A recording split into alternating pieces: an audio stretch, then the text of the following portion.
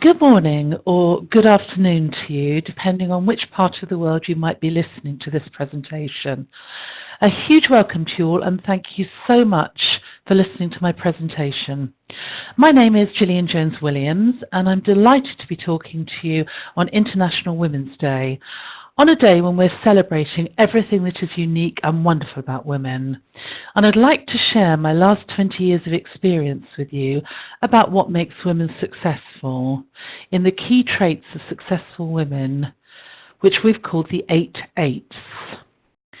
In my experience in talking to women, coaching senior executives, and also being a female entrepreneur, I've observed certain consistent characteristics that female women have, and in the next hour I'll be sharing them in our new model. Today, on the 8th of March, I'm doing a speakathon for charity, and this means I'm addressing 4 audiences face-to-face in London. And this presentation is being shown around the world by many organisations, so my goal is to reach as many women as possible. I'm doing this for my charity, Aurora New Dawn, which is a charity that supports women who are victims of violence, abuse and stalking. So, here's our agenda. When we say traits of successful women, we're not necessarily saying leadership. We're talking about feeling successful in whatever you decide to do in life. So I want to talk to you about how to live a life by design and not by accident. And also look at how to empower yourself by taking control of your mind. Also to get you thinking about your mindset, your gravitas, your resilience. And we're going to finish off with some quotes from women who really have made it. So, what qualifies me to talk to you? Well, actually, not much really in the way of qualifications. In fact, you're probably all better qualified than me. However, even without qualifications, I've run a successful international training company for 20 years, working with a whole range of major organisations and published a few books. But how did it all start? Well, my mother was a chronic manic depressive, so I had a very turbulent relationship, and therefore I rebelled at school. In fact, I was asked to leave and only come back for my exams. In those days, I wasn't excluded, but I would think it was only because they couldn't bear the thought of my mother coming up to the school for a conversation. Having said that, I somehow managed to get 10 of what they called O-levels in those days. So, not a great start. I went to college, but unfortunately only lasted 2 weeks because I decided I needed a job, so there was never ever going to be any university for me either. At this point, my father very kindly intervened, and he sent me to something called Alan Knight's Secretarial College for Ladies. It probably looked a bit like that in those days, although that looks like John Cleese is teaching me. Alan Knight despaired of me and used to walk around saying, "Gillian, Gillian, Gillian, what will become of you?" Well, what became of me was I got into recruitment, and I absolutely loved it. That was in the days when we actually met people and interviewed them, pre-internet, so it was quite a fun role. I became number 2 in command to the managing director of the recruitment agency. And as well as doing recruitment, we also did some training for our franchises. One day, one of our clients, a big ferry company, asked me if we did any training, could we do customer service training for the whole organisation? I, of course, said yes, bid for it, because we always like to challenge, and actually got the job, delivered the first workshop, and everybody was very, very happy. However, whilst the managing director was on holiday, there was a case of sexual harassment in the agency. The rather large IT consultant who had much too much to drink at lunchtime verbally harassed the part-time receptionist there.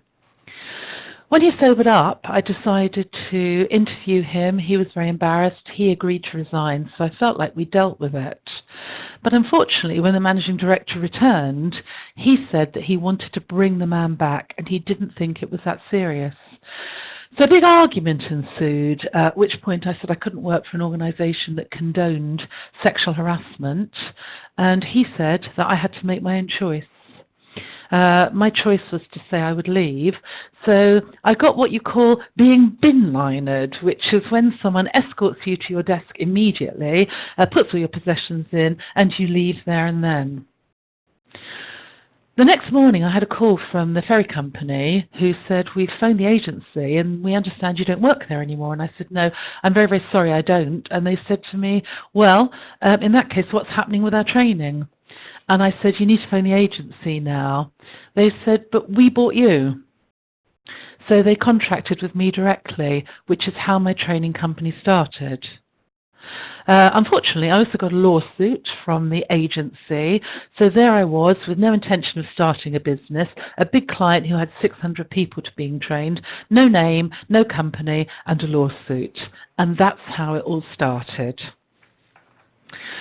So, before we look at the 8/8, let's have a look at where the UK is generally with gender parity. And it's not great. With the 97% of CEOs in the FTSE 350, only 11 of them are women.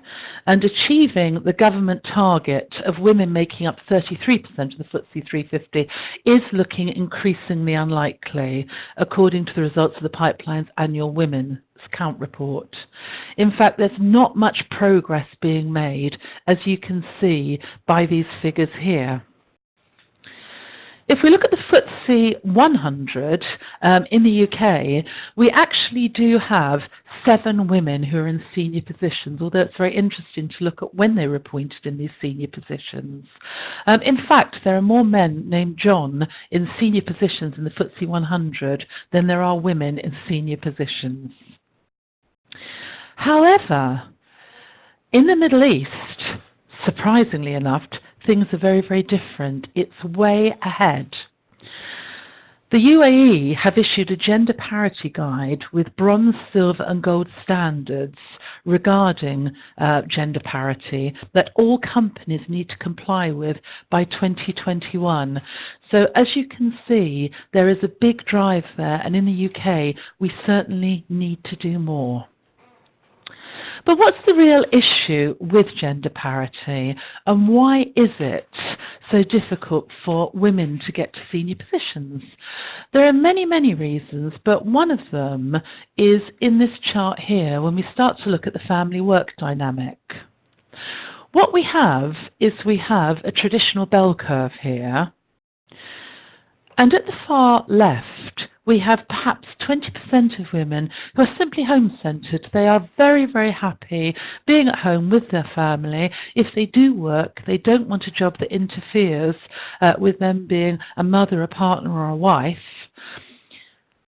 And at the other end of that scale, we have another 20% who have always been and always will be totally focused on their careers, and that's their choice to focus on it. But here's where it becomes more adaptive.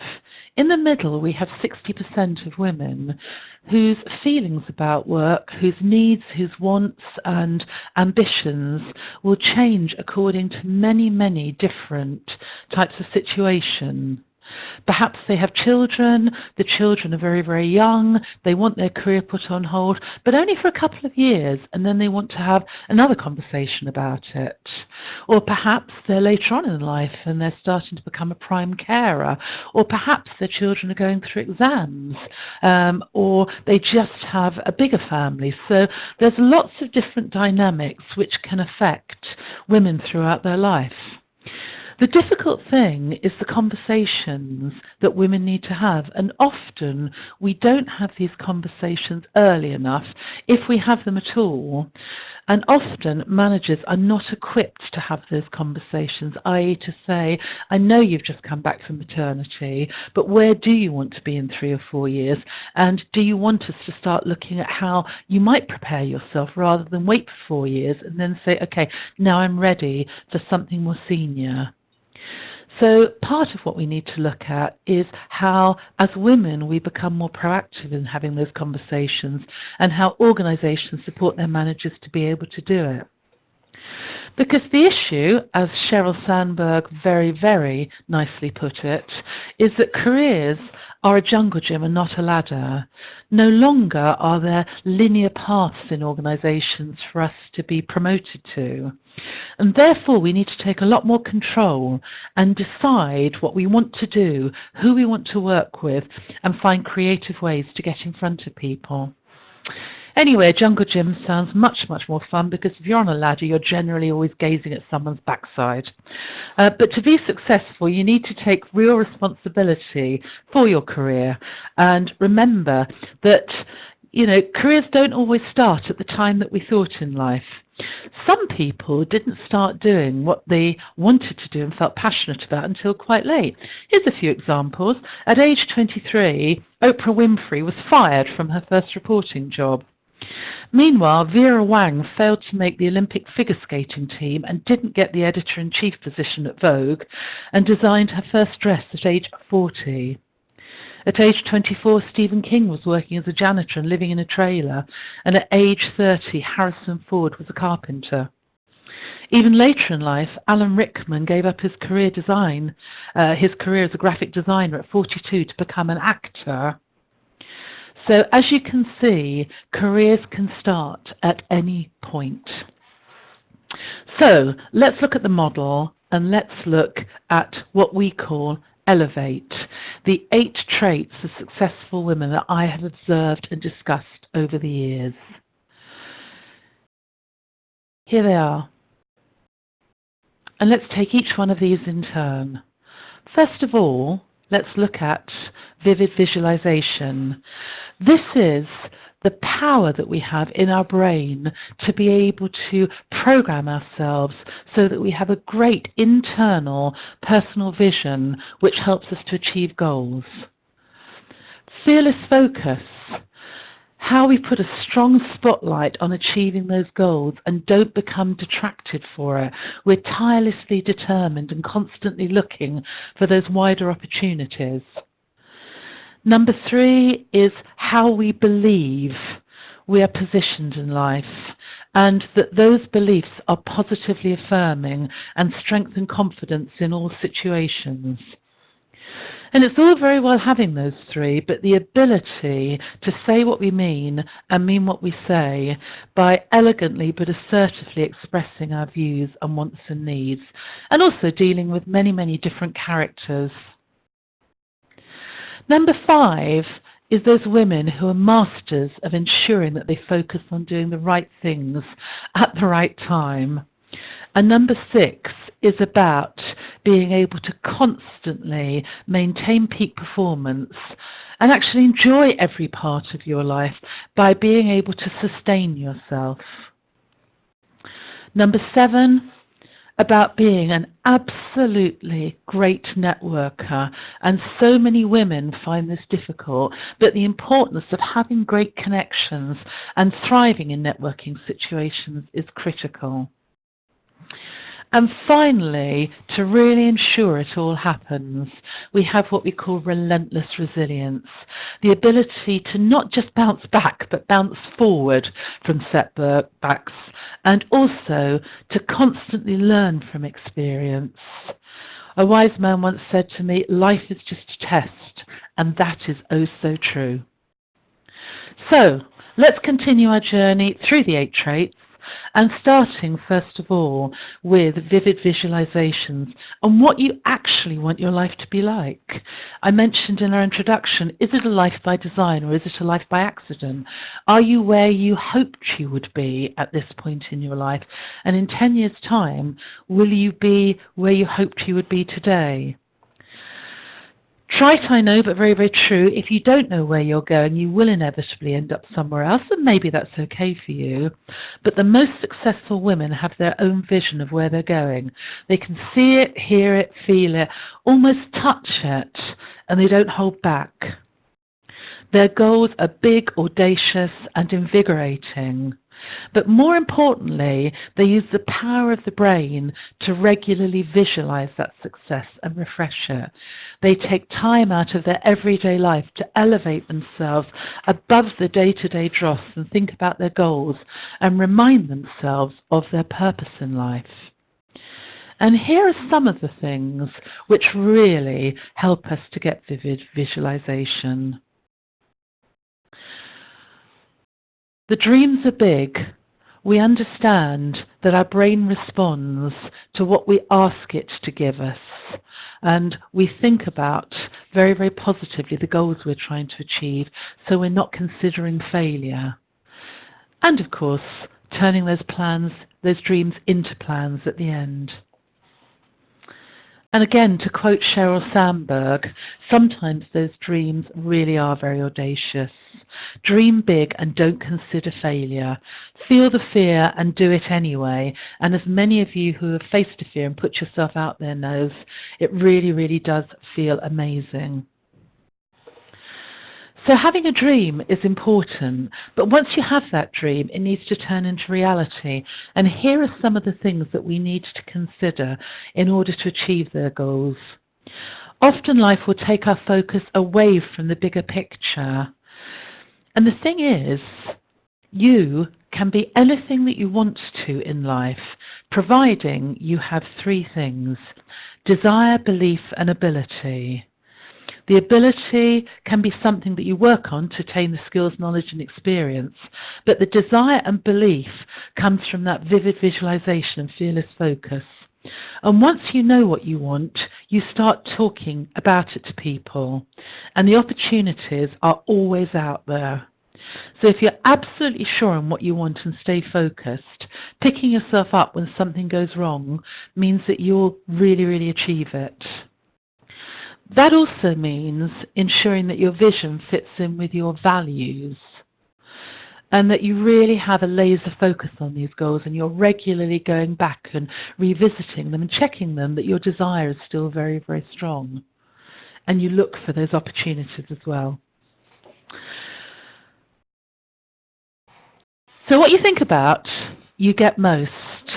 And let's look at somebody who had vivid visualization and fearless focus. And what I'd like you to think about is an actress, and that actress is Whoopi Goldberg. Now, if you picture Whoopi Goldberg, and I'm sure you're all doing that now, she isn't necessarily the most traditionally beautiful actress. Wonderful, wonderful character, but Whoopi Goldberg grew up in the days when actresses truly were very, very traditionally beautiful, and she wasn't. Whoopi Goldberg also grew up in what she described as the projects, which means that she didn't have a great start in life, so she wouldn't be going to a school where she got a great education. But when Whoopi Goldberg achieved her Oscar for the Best Supporting Actress, and a quick pop test for you here, because she was only the second black actress to achieve an Oscar. Anybody thinking of what film that was for? Many people will say Sister Act, but it isn't. It was actually Ghost. And when she achieved that, in her speech, she talked about how much she dreamed. Right from a child, she dreamed of it all her life. And not one of those gushing speeches that you generally hear from actresses. It was a really heartfelt one. And you can picture Whoopi Goldberg as a child with her bedroom covered in posters of Oscar-winning actresses. And you can picture her going to school and them asking her what she'll do when she leaves, and her saying, I'm going to be an Oscar-winning actress, and the fun that must have been made of this slightly awkward-looking young girl here. And then you can picture how many auditions that Whoopi Goldberg went for and got rejected for before she got her first break. That is true visualization and fearless focus.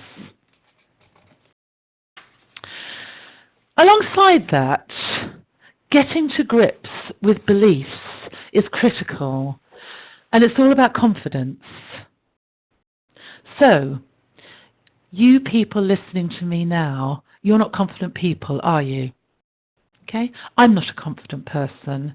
Nobody is actually a confident person, because confidence isn't a constant. Confidence is something that we manufacture for different situations, and whilst we may appear to be confident for a good proportion of the time, there are certain days when we'll feel less than confident, or there are certain situations where we will feel less than confident too. So we need the ability to manufacture our confidence. As a child who was brought up, as I said, in a very, very turbulent relationship with my mother, I suffer from very low self-esteem. And I know that there is no cure for low self-esteem because it carries on throughout your life. I always looked for one and couldn't find one. So therefore, I have to work on a daily basis on techniques and strategies to make me feel more confident, even in situations where I might have been confident before. And here's where it all begins, in the mind, with number 3 of the 8s, the bold beliefs. If you don't know how you feel about yourself, or you feel indifferently, or you even dislike yourself, that is what will cause the problem. And if you can believe in yourself, it makes a huge difference to how optimistic you are and how you project yourself.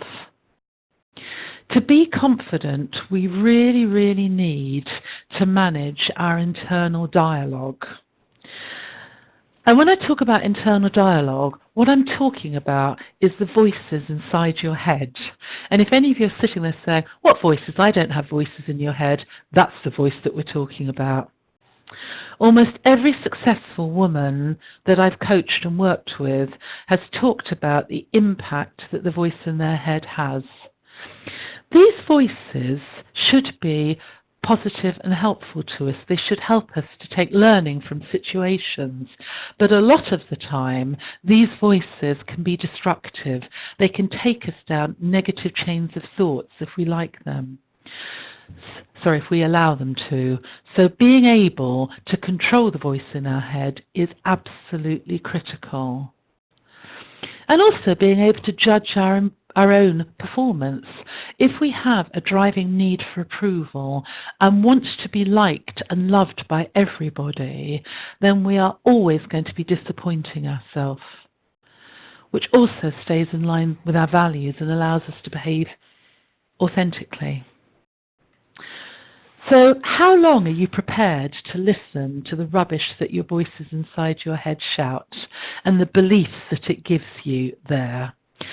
Because if you're not careful, it can lead to a condition which has always been around but has now actually been given a name. And that condition is called imposter syndrome.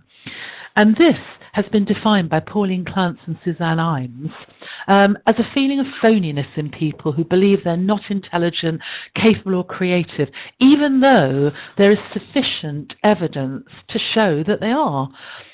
So many women that I coach in very, very senior positions often, as soon as they feel able enough to be vulnerable, will say to me, I keep waiting for someone to catch me out, or they've put me in this job and I'm not really sure that I know what I'm doing. It's a really, really strong belief that can affect us and make us feel that way. And if you continue to allow your beliefs to do that, then it can become very, very destructive. So what I'd like to do is I'd like to try a big group exercise. If it doesn't work for you as a big group exercise, then quite simply do it yourself later on. But first of all, what I would like you to do is I would like you to think of a limiting belief that you hold about yourself. Maybe it's, I'm no good at presentations. Maybe it's, I hate networking. Maybe it's, I never have anything useful to say at meetings, or I'll never get promoted. So can you think of something that is holding you back? And when you're ready, what I'd like you to do is to go through these questions with me. So first of all, what is the belief you hold?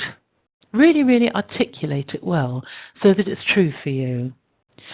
And if that belief is, I'm no good at presentations, or I've never been any good at presentations, or I'm not as clever as other people, make sure that you've got the right words in your head. And then ask yourself, where did this limiting belief come from in the first place? And have a think about that. Did it come from a comment that somebody once made? Is there any evidence around it? And then I'd like you to think about, in what ways does this limit you? How does it actually hold you back? And also, what caused you to decide that this was true for you?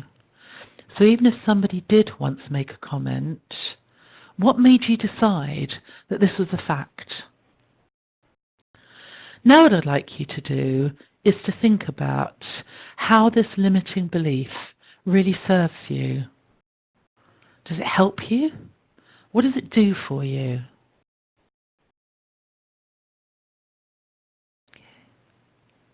Now I'd like you to think about the consequences of holding on to this belief. In 6 months, in a year, in 2 years, in 5 years, if you still believe this about yourself, what could be happening? What difference could it make? Now here's the really important bit. What would you rather believe about yourself? Would you rather believe, I'm great at doing presentations, I'm perfectly intelligent, I'm quite able to manage meetings? Try now and rephrase that belief into one that you would rather think and believe about yourself.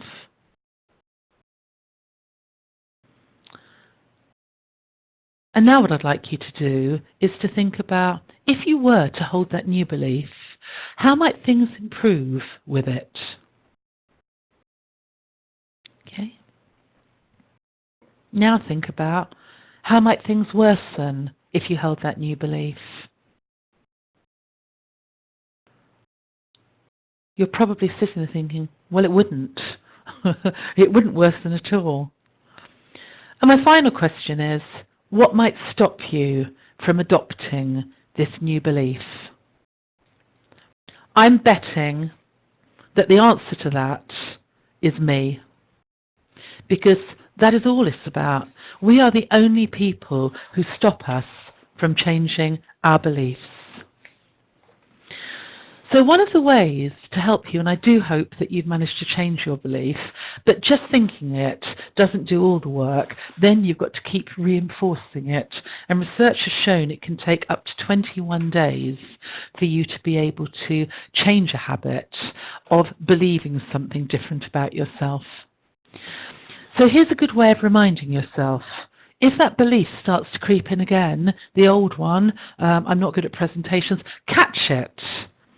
And then check it. Do you want to be thinking about yourself? Is this the right belief to help you to be successful in what you want to do? And then change it. And if the new belief that you found isn't the right one, it's not settling with you, then go back to it and think about it again. What is its purpose and what will it do for you? I hope that's helped you to start thinking about your beliefs and how to change imposter syndrome. But just believing in yourself isn't, I'm afraid, going to make the difference. The ability to express yourself is critical, and expressing yourself with power, presence, and impact. Successful women are always working on their emotional intelligence, but in particular managing their personal state to allow themselves to present in the right way. Here are some of the things which are really, really important about the way that we present ourselves. Gravitas I'm going to talk about in a second, but that fluidity in communication that makes people want to listen to you, that ability to respond in an assertive, firm, but pleasant way, and certainly to be able to say no, or at least to modify the ask. And I know that's one of the issues that a lot of women have a problem with. But the other important thing is not taking it to the other end of the scale and becoming so assertive that people see you as a table-banging, very, very unmovable type of person. So being able to use empathy in the right way is really, really important. And also to not avoid confrontation. Many people, and I think this happens to males as well, but a lot of women struggle very much with having what we call courageous conversations. We store it all up, we keep it inside until one day we blow. And also our ability to negotiate as well. So going back to managing your state so that you're able to articulate in an audacious fashion, one of the things we have to remember is that at any given time, in any given day, we are always choosing our behaviour. And choosing our behaviour means that however you have behaved in the last few months, that has been your choice at that moment. No one has made you angry. Nobody has made you upset or irritated you. They may have made you feel that way, but you have the ability and also the responsibility to choose how you respond. Is that true? I can almost see you sitting there thinking, did I have a choice then, or did I just get so angry that I wasn't able to choose my behaviour? When I have conversations with people about it, normally the final outcome is they say, okay, you're right, you can choose your behaviour, because of course the question has to be, well, if you're not choosing it, who is? And you're in control of your own brain. But it's difficult, and some people haven't learnt how to control their behaviour yet. So if we have the ability to choose how we respond to any situation, how do we manage to do that? And what are the skills that we really need to work on to make sure that we are presenting positively in that way? And one of the things that we have to do is to think about where we have the active choice. Now, in any given situation, there will be a stimulus. That stimulus might be another person, something that they say to you, or it might just be the way that they look at you, or it might be a situation. It might be a driver in a car. It could be a repeated situation or an email. It could be anything. That stimulus is going to extract a response from us. But between stimulus and between response, we have the freedom to choose. And that freedom to choose is based on these things which come from self-awareness again. And that might be our ability to manage our state, to really think about, what do I want to be at this moment? It might be about some positive self-talk that we've done before the situation to encourage ourselves to be able to think about what could happen, what might happen, and how can I be prepared and ready for it. And there is a train of thought which talks about something called a 90-second rule. And that 90-second rule is the time that we've had since the stimulus hit us and the response. And during that 90 seconds, what we need to do is to manage our adrenaline. So you can almost think of this a bit like Mission Impossible, really. You have 90 seconds to choose whether or not to adopt this state. And now you have the time to think about other things that you can do to change it.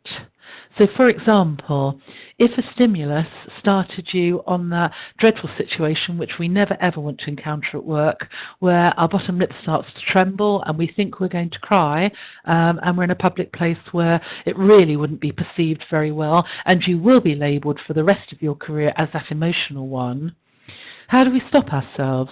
Well, what we need to do is we need to manage our adrenaline, because once our adrenaline takes control of us, we lose the ability to think. I expect if you reflect, you can think of times when it's been very, very hard for you to think straight and you've walked out saying, I wish I'd said that, or even worse, I wish I hadn't said that. And the reason that it's been so difficult for you is because your adrenaline has pushed you into a feelings mode, and therefore the adrenaline is sending the blood around the body to the organs that need it most in fight or flight, and diverting the blood away from the brain, which means that you don't have sufficient blood circulating for you to be able to think clearly and do what you need to do. So therefore, if you can recognize that you're being hit by adrenaline, take a good deep breath, distract yourself, ask a question to let the brain know you're not in trouble, the blood will flood back into your brain and you'll find yourself being able to think much clearly. But you have to intervene very, very early in order to change your state. The other thing we talked about in terms of articulation is about gravitas, and gravitas is a very, very difficult word. A lot of people find it's hard to define it, but it's talked about so much.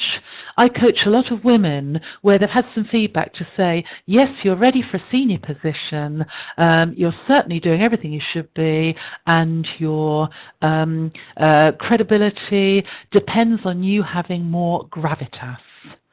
So what actually is it? Well, I guess it's presence.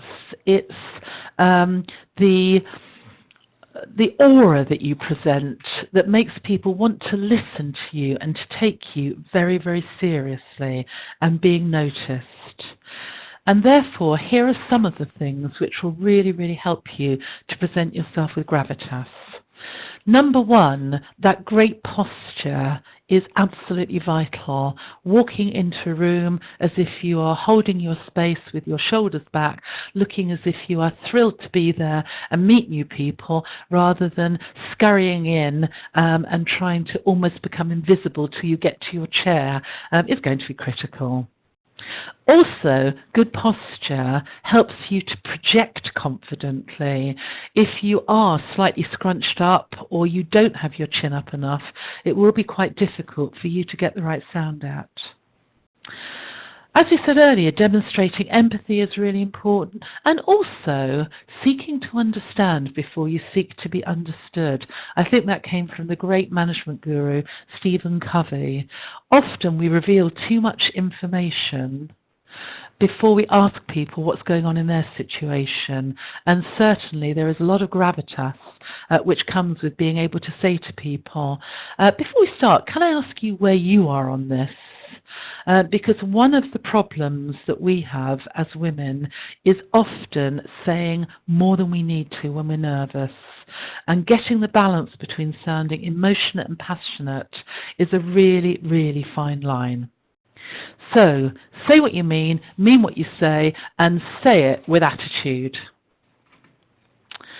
So let's move on to the fifth of the eighths, and this is about prioritization. Life is overwhelming, and that certainly is a fact. I don't know if it is for you, it certainly is for me. Particularly if you are a woman who is juggling family, work, being a career, being a carer. What often happens is that as women, we spend a good proportion of our life feeling guilty. Guilty that we're not being a great mother, guilty we're not being a great carer, guilty that we're not being a great worker, that we're not being a great partner, a great wife. All sorts of guilt goes on. So if we set our expectations too high, that always happens. It's one of my biggest failings. I always expect I can achieve more than I do. So I'm always feeling disappointed with myself. So over the last few years, I've had to get a lot better at prioritizing. And people who prioritize are really, really good at thinking about what is really, really urgent? What do I really need to focus on? What is important, and how do I differentiate between them? And sometimes we just have to let go of the small stuff.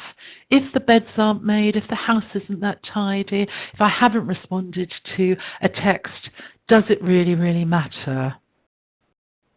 I think also successful women are almost great project managers. They run things with military precision, but at the same time, they know when to have fun. This can all get far too serious if we can't have fun with it. And they're great at avoiding procrastination, but they use that big picture focus to really set their priorities. One of the stories that I really liked, which is a great example of prioritization, and I thought it might be quite good to include some men in our presentation, is a great story of the Olympic team who achieved huge success in rowing. This story is called Will It Make the Boat Go Faster? And if you want to Google it, there's a lot of information on here. Basically, they developed this criteria, and what they did was they measured everything that they did against it, whether it was nutrition, whether it was training, whatever they did, they asked themselves the question, will it make the boat go faster? To the extent that some of them didn't even attend the Olympics opening ceremony because they felt it wouldn't make the boat go faster. So I wondered, if you were to develop your own proactive prioritization mission statement that would help you to stay focused, how might that help? Maybe it's something like that. Will this help me to get my career to the next level? Will this help me to get noticed for the right reasons? Will this help me to get to my right weight? We're all doing it, aren't we? And therefore, you can start thinking about what are you doing on a daily basis. Sometimes when we get overwhelmed, big goals are too much to think about and we have to focus on processes. And so by asking yourself that question, it allows us to focus on the process, which inevitably, if we're focusing on the process every day, we will achieve our goals. Another thing, and I think this is a real life thing, is to look at how you perhaps change your perspective. If we are going to get so caught up in achieving things, doing things, driving ourselves, then we're missing out on a big part of life. Often you will say to yourself, or I will say to myself, or I hear people saying to myself, I don't have time to go to the cinema, go out to dinner with my friends, play with the children, do exercise. Okay, I'm sure that you're thinking of them in your brains now, all of the things that you've said recently, I don't have time to. What about if you were to change that sentence? And using the same words, say this, it's not a priority to go to dinner with my friends. It's not a priority to play with the children. It's not a priority to do some fitness. That changes things, doesn't it? Because then you start to think about what really is important to me and what do I need to do to ensure that I'm focusing on my priorities in the right way. We have to remember that we have to live life, because before we know it, 10 years will have passed and we'll be still wishing that we did things before. And that very much leads into the sixth of our eights, which is about ensuring that you are mentally and physically fit enough to achieve your dreams, whatever those might be. And this is a very, very serious one that we want to stop and spend a little bit of time on. Self-sustainability. How do we maintain peak performance and enjoy every single part of their life? Have a think about it now. Are you really loving your life? Does it feel fantastic, this gift that you've got, that you've been afforded, and you don't know how long you can have the gift for, but you're making the most out of every single day? Sometimes we don't think about it like that, do we? Sometimes we're just thinking about how do we get through. So the things that are really important, and these are the things that successful women pay attention to, are thinking about how do I re-energize myself? Again, I mentioned Stephen Covey, a great management guru, and Stephen Covey talks about sharpening the saw. He tells a story about two sets of lumberjacks who are competing to cut down trees. And one team goes for it, absolutely madly cutting down tree after tree, fast as they possibly can. They are well ahead in the competition and looking like they are going to be the favourites to win. The other team cuts down a tree and then sharpens the saw. And then they start again and they cut down another tree and then they sharpen the saw. And then they carry on doing that. You know what's going to happen here, don't you? In the end, the other team's saw becomes so broken and unable to cut things down that the other team keep going and win the race. And we need to do that. We need to sharpen the saw. We need to think about, what is it that I do that re-energizes myself? And particularly if you're the type of person, for example, who's an introverted personality, who gets their energy by having some alone time and some thinking time. Our world nowadays isn't great at giving us thinking time, and we need it. But also balances home and work. Now, I have another theory on that I'm going to come to in just a second. And gets enough sleep. We aren't superwomen. I don't care what anybody says, and none of us can function. Well, if you can, please tell me how you do it. On 5 hours a night, it's just not possible. We're getting more and more likely to burn the candle at both ends, and then we wonder why suddenly our batteries really run dry. Also, people who sustain themselves have a really, really strong support system of people around them. They're not afraid to ask for help or to utilise the people around them. But I think more importantly, finds joy in every day. There is nothing more draining than those people who feel that their life is just one big negative slide to the end. Do you know those people? You might come into work in the morning feeling very, very positive, feeling very sorted, feeling like the weather's nice and, okay, it is work, but you're looking forward to spending a day with your colleagues. And then they seem to come out of the woodwork, don't they? They're a bit like the Dementors in Harry Potter.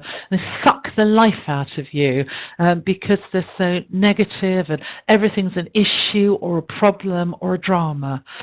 We actually need to protect ourselves because it can actually become quite pervasive negativity. We end up moaning with them. They also see their health as a priority, and they take time to have those checks and do fitness, do whatever it takes. And they also practice mindfulness. And I think this is one of the most important things that you need to think about in order to be healthy.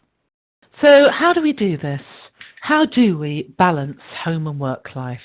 Well, there's a very interesting blogger around at the moment called Mother Pucker. I'm saying Pucker with a P very, very carefully, and she's quite fun to follow.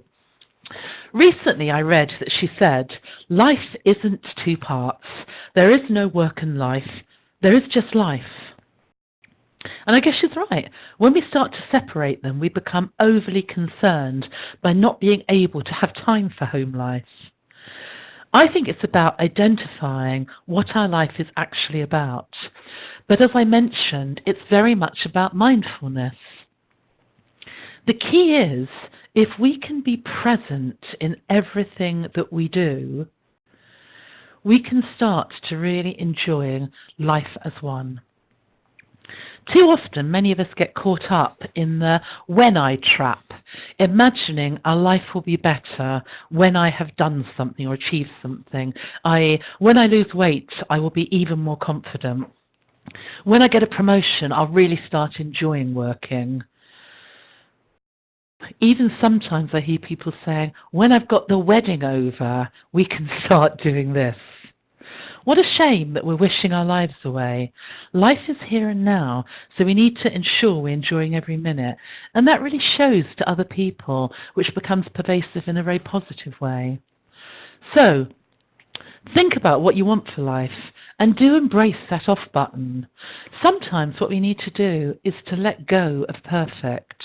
It's very, very rare we can achieve perfection and not be a martyr and feel guilty all the time. If we want to spend some time on something that's important to us, enjoy it shamelessly. Do be clear about what you want your life to be and draw those boundaries with other people. I expect you find that in your life cycle of friends, you've got some friends who really, really energize you. But there are also people who do take, and don't give anything to you. And sometimes you have to think very, very carefully about who you spend your time with and what you do with them. Because if your time is short and you're proactively prioritizing, then you really, really need to think about who you want to spend your time with and focus on what really, really matters. So that means great time management and also being quite bold.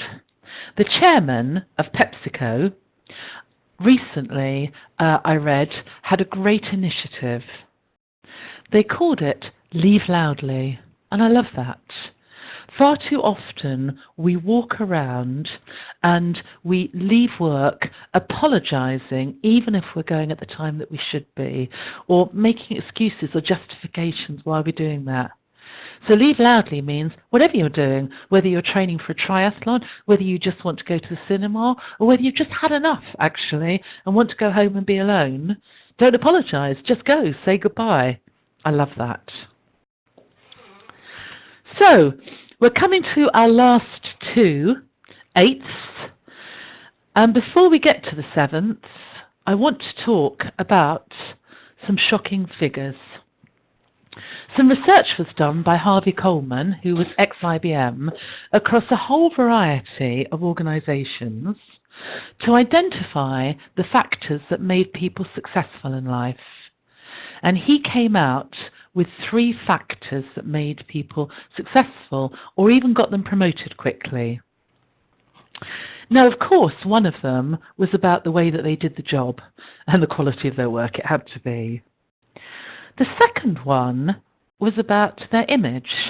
Now, when we say image, we don't mean are they beautiful or not, or attractive, or, how they dress necessarily.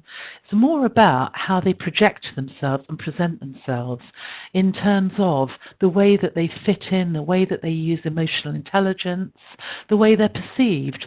Are they perceived as somebody who's always putting their hand up and asking constructive questions, looking for new projects, sounding cheerful and positive? Or are they that person in the town hall meeting who's always moaning about things or being resistant to change? The final factor that he found was about visibility and how much people know who we are and what we do. So here are those shocking facts I promised.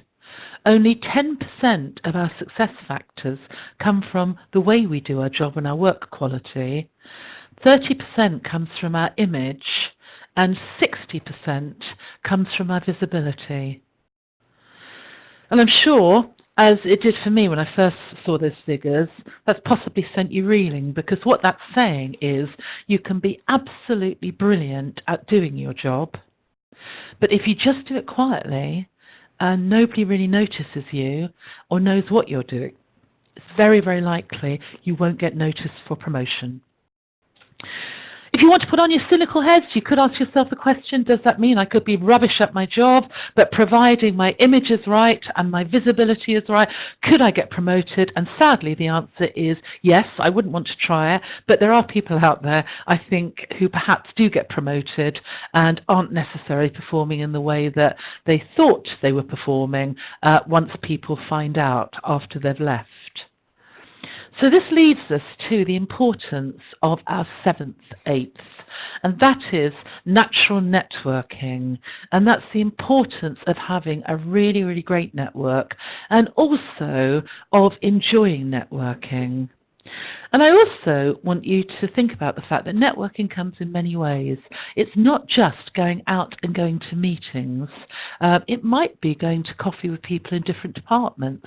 It might be sending things to people that you've seen on LinkedIn. It might be just generally chatting to people in the lift as you go into work or talking to other contacts. So there's lots of different ways that you can network. But successful women always prioritize networking. Often we feel we just don't have time to do it, but even, half an hour in a week will make a difference. Lots of different things will help here, fostering relationships with people, not just because you need them, but because they might be somebody who it's useful to have in your network eventually. So don't wait until you need the IT department or HR before you start fostering a relationship with them. Using mentors, whether it's an internal mentor, an external mentor, a formal mentor, an informal mentor, this is all really, really important for you. But to be a great networker, you need to be somebody who puts himself out there a bit, who builds rapport very, very quickly. So that means if you are stuck in the lift with somebody or in the queue for coffee, that you're the one who perhaps says, oh, hello, I don't think we have met, if they're within your organisation, or chats to people, and you will be amazed at what you find out. There's also an element of having a strong social media presence, and I'm particularly thinking here of LinkedIn, the way that you utilize LinkedIn, the way that you post, like other people's articles, using it appropriately, but also that you're always ready for somebody to ask you that knee-trembling question around who are you and what do you do, or to do that sudden rising death that goes around in meetings, or creeping death maybe I should say, where they say, let's all introduce ourselves, and then we end up wittering on with something far less than impactful. So one of the most important things is having an elevator pitch, and you've probably heard of this before, but it is a very, very short statement which talks about who you are and what you do. Maybe your unique selling point. I often hear people starting with things like, I'm Susan and I work in the accounts department. Not really impactful, is it? You don't work anywhere. You are responsible for. You're delighted to be managing. So there are lots of different ways that you can say it. I think it's really important for all of us to write this, to have something which is up our sleeves so that when the adrenaline and nerves get the better of us, we can do it. And also sound as if you really love your life as well, which is also really, really important. So, coming to our final 8, relentless resilience. And if we can master this, we can truly be anything, because it's around our ability to be strong, to be persistent, and as I said, to not just bounce back to where we were, but to bounce forward from any setbacks. Life is going to throw all sorts of stuff at us, and it's really critical that we're able to pick ourselves up and go again. So our ability to seek feedback, to take it on the chin and not overthink things is really, really one of the most important things about being successful. That allows us to develop this growth mindset and also not to find it all so stressful. Stress is only stress if you believe it to be so. And if you find that statement interesting, why not Google Kelly McGonigal on TED and see what she has to say on that subject. Success is not the way we think it is. People always look at other people's success and they think that was so easy for them, it's very, very linear. But what it really looks like is this. And I expect you're looking at that and thinking, yeah, that's about right for my success. certainly wasn't a straight line, and there were lots of things that interfered on the way. There are setbacks, there are rejections, there are problems, but tenacity always wins the day. Let's look at somebody who had the ultimate tenacity. J.K. Rowling, a suicidal single mother on support payments, writing in a cafe because she had no heating on at home. A lesson for us all there. And where does this tenacity come from? It comes from the way that we think and perceive things. And this model really helps us to think about how we are positioning ourselves in life. The way that we think about a subject, i.e. the way we process it, creates our state, the way we feel. And yes, you are always in a state, and it changes regularly during a day. And that state defines our behaviour. So earlier when we were talking about choosing your state, this is what we meant. For example, if my processing is this, I have an interview on Friday, and the way that I process the thinking is that I feel really nervous about the interview. I expect everybody else has got better qualifications than me, and I'm always useful at interviews. I sound so stupid when I answer questions. The type of state that I'm creating in myself will be one of nervousness and almost defeat. So when I arrive at the interview, it's going to leak out in my body language, and they will see the fear and nervousness, and it's almost a self-fulfilling prophecy. So do think about your language, how it sets you up for success, or whether it creates your own self-fulfilling prophecy. And the way that you position your thinking in your head is going to define, ultimately, how successful you are. So, as we near the end of our webinar, today we have looked at the 8 8s, how to really visualize your future, how to believe in yourself, to articulate clearly, how to have a fearless focus, to prioritize what you're doing for success, to get to love networking, and how to sustain your life, and to be resilient.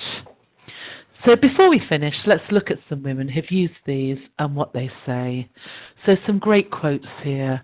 Eleanor Roosevelt, who really learnt how to manage her internal state. Meryl Streep, who understands the freedom of choices. Amelia Earhart, who looked at prioritizing and also not procrastinating.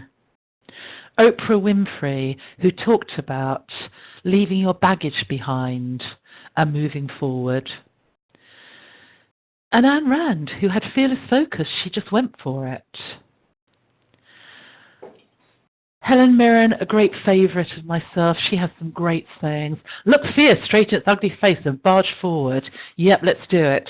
And also, Helen Keller, a great achiever who really did believe in optimism.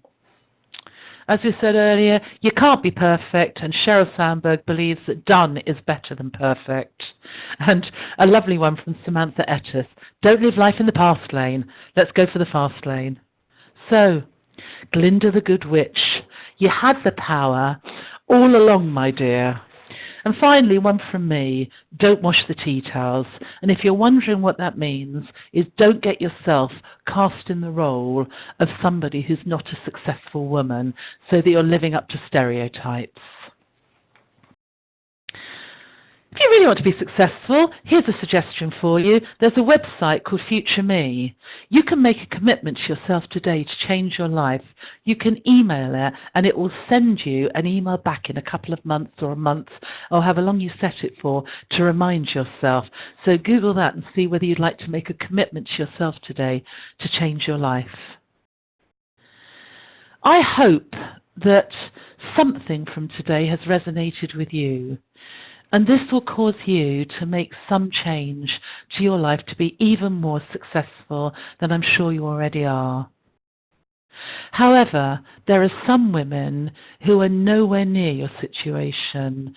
They are held back by things which we can only imagine are so difficult that the thought of moving forward is almost impossible. That's why I'm doing this speakathon today for a charity that I feel really passionate about, Aurora New Dawn, that support women who are victims of crime, abuse and stalking. So if you have taken something from this presentation, perhaps you could make a small donation to help them. Perhaps if you could donate just the cost of one of your cups of coffee today, it would really help to pay it forward and support a woman who needs to change their life. Thank you so much for listening. Your company will be emailing this presentation round, so if you want to look at it and see the 8/8s again, by all means do. But thank you very much. Enjoy your day and good luck to you all.